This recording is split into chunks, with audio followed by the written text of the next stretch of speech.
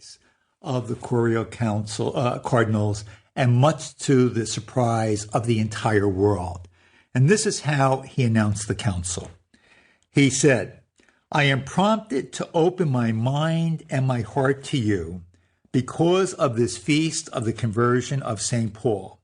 I want to tell you frankly about several points of planned pastoral activity which have emerged in my thoughts because of my brief 3 months here within the church circles in Rome.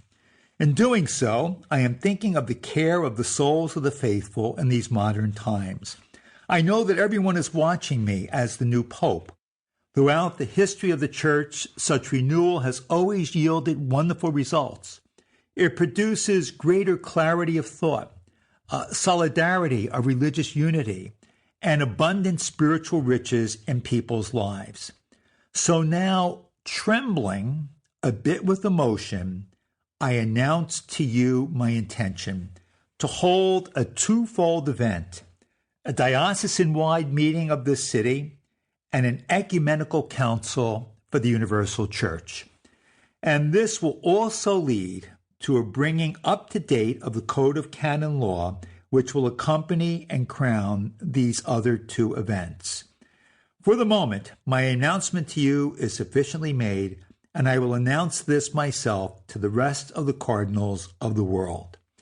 And he concludes by saying, "In closing, let me recite the blessing of St. Leo the Great, which is so fitting for this moment in time." And he quotes Leo the Great, "You are my crown and my joy if your faith, which from the beginning of the Gospels is preached throughout the world, perseveres in sweetness and holiness." End of quote.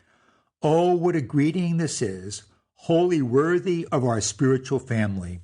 And I bless you in the name of the Father, and of the Son, and of the Holy Spirit.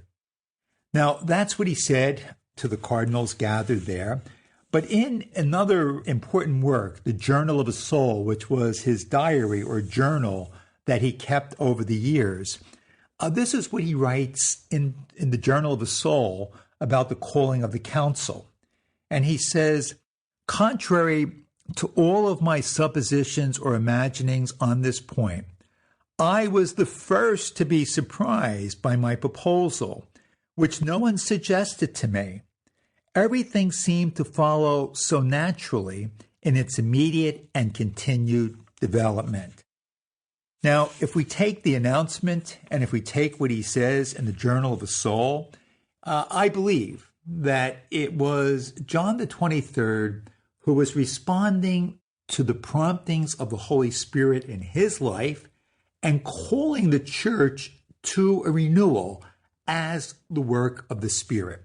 And it is that Spirit that energized him, and that Spirit that was operative during the time of the council that we want to delve into or get in touch with throughout this series. I'd like to spend a little time now getting in touch with the life of John the 23rd, not from a chronological point of view, but rather to get in touch with the Spirit that energized him throughout an entire lifetime, that prepared him to be this instrument of renewal and reform in the church for the 20th century. And looking at his life, and as we begin to understand the man, that in itself can become transformative. And I want to make just a few brief comments as we look at his life. That John the 23rd had, some people think he was a simple man. He wasn't so simple. He was someone who was very intelligent.